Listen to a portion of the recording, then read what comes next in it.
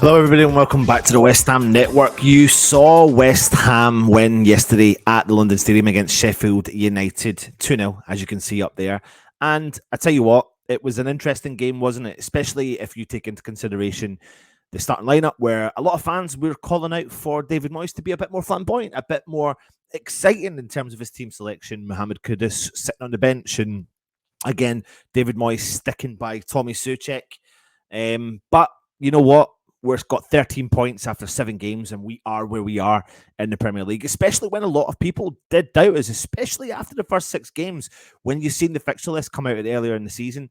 But we are where we are, and that is a positive position to be in, and long may that continue. But I am here to bring you the 5 things I believe we learned, or you could say I learned, from the victory over Sheffield United. So without further ado, I may as well get started and talk to you about my opinion on the 5 things that we learned from the game. Now, the first thing I want to talk to you about is this guy here, Alphonse Areola. You know, there's been a lot of chat about him not featuring for West Ham last season as the regular number 1. He's now fitted in to that slot as the number 1 goalkeeper for West Ham, and he's been nothing but phenomenal, to be honest with you, this season. He's been really, really good. He's kept us in many games and had very lack of errors in his game. But in today's game in particular, because he was quite quiet in terms of goal stopping opportunities, all that sort of stuff, I felt like I want to talk to you about one thing and one thing only, and that is about his distribution. If you watch his game back, you'll see his distribution from his feet was very, very good. In actual fact, that brought West Ham from a kind of defensive position into an attack quite quickly. That started the counter attack, and sometimes it was from his vision, because usually he does do long throws, and he's really good with those kind of long throws. But today in particular, I felt like he was really vital to West Ham from a kind of distribution element from the back, and that gave us another outlet. So that's something that we've always called for. But today was a game, if you watch the highlights back, you'll see his distribution was a lot better in the game. So that's definitely one of the things I've learned, and definitely is another reason why I believe he is slotting into this position as our number 1 goalkeeper for the season. So fair play to Areola. Now, listen, I'm talking about West Ham comparing to the old, in with the new and out with the old. So he that shall not be named, former number 41, who left the club in the summer. West Ham got a chance to spend all that money, and we did, and we brought in a couple of players, and we've got one in particular in Alvarez, but we've also spent money elsewhere throughout the team. And I feel like we go so many seasons, and me and some of you do, so not all of you do, but you go back and you compare to what, say, he that shall not be named had done for the club, which was fantastic what he'd done for the club. But to bring in other players and then compare them like for like is really probably not the best position to be in, because to try and compare that player against that player is particularly tough, because what we do know about, I'm just going to say his name, Declan Rice, is he is a quality, phenomenal player.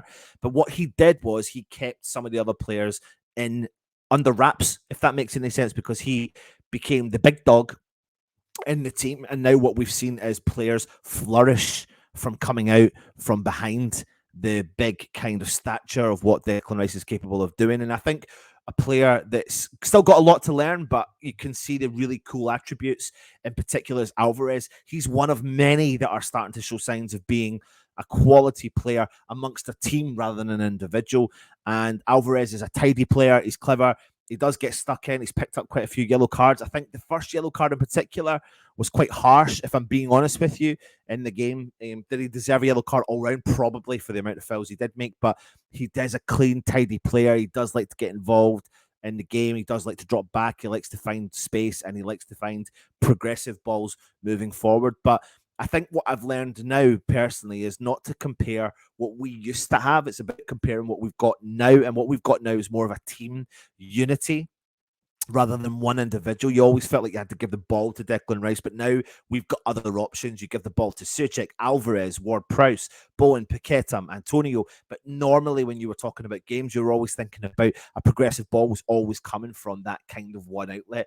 And that's where I think we've learned that it's not just all about that one outlet anymore. Put your comments in and let me know your thoughts on that. Now, a player I do want to talk to, which brought me on rightly so to this guy, it's Tommy Soucek. And right now, is he an early contender for Hammer of the Year for West Ham. You know, he bagged a goal against Sheffield United. He bagged a goal in the week against Lincoln City.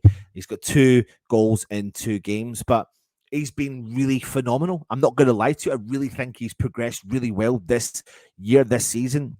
And it's a really tough decision because a lot of fans are calling for he's the one that needs to be dropped. But in actual fact, I genuinely believe he's probably been one of our best players. Today's stats alone really highlight how really influential he was in the full 90 minutes. He got a goal.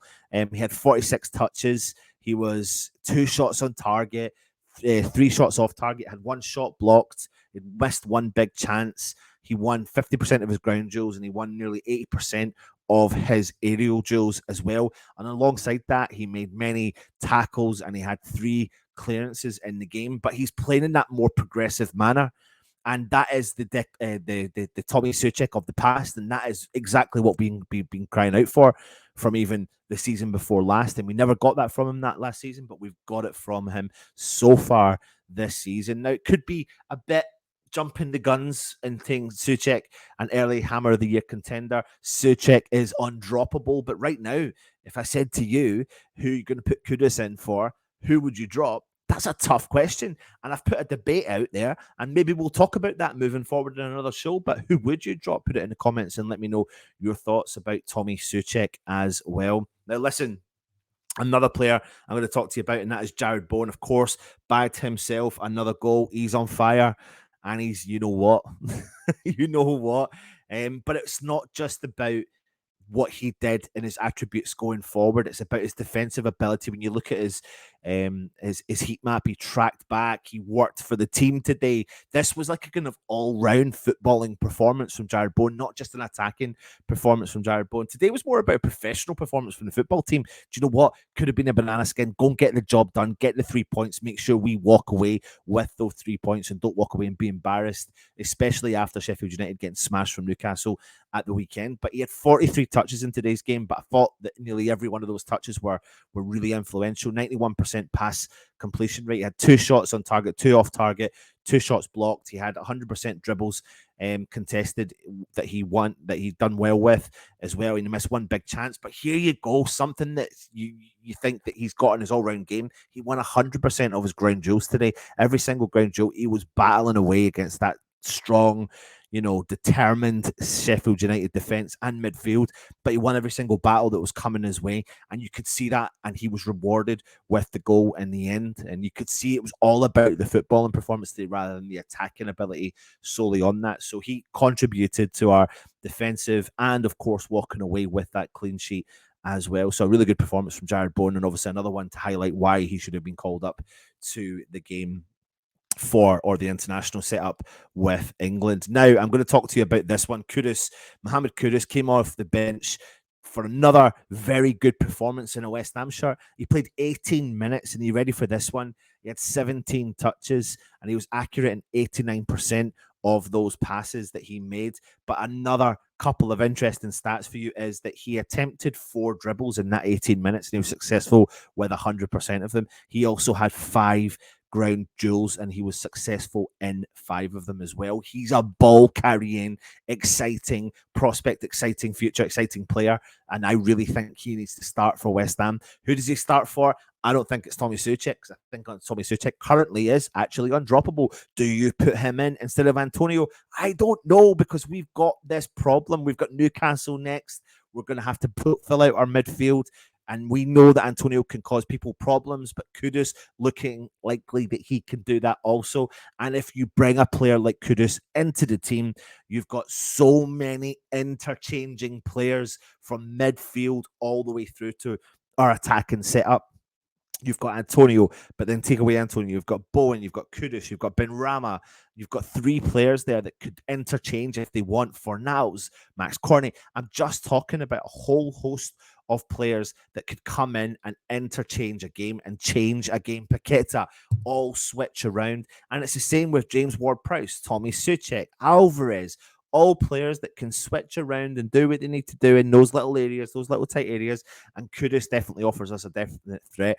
I genuinely think he needs to start sooner rather than later. I don't think he's more about being the impact. I would probably prefer Antonio to be the impact sub than Kudus be the impact sub. And I think Kudus needs to start games because I think he's the ball carrying player we're desperately crying out for alongside the quality of Paqueta. So what do you think from what I've said there on Mohamed Kudus? I mean, listen, the main thing I'm going to talk to you about is we've got another win under our belt. We're up there. We're challenging where we need to be. We're only 27 more points, and that's us safe for the season, which is not a bad position to be in, considering we're only 7 games into the season. Newcastle up next in the Premier League. It's going to be a tough gig. Of course, they're always going to be a tough gig. We've got Freiburg in the week, obviously, in the Europa League, so we need to go and make sure we do a job over them if we possibly can. But exciting times. I'm not negative. I'm positive about this game that happened yesterday. Please leave your comments in and let me know your thoughts. Hit the thumbs up as well. If you're interested in becoming a channel member, hit the join option. There's been the 5 things I've learned about the West Ham 2, Sheffield United 0 victory at the London Stadium. West Ham sit in 7th place and are progressing nicely in the Premier League. Take it easy.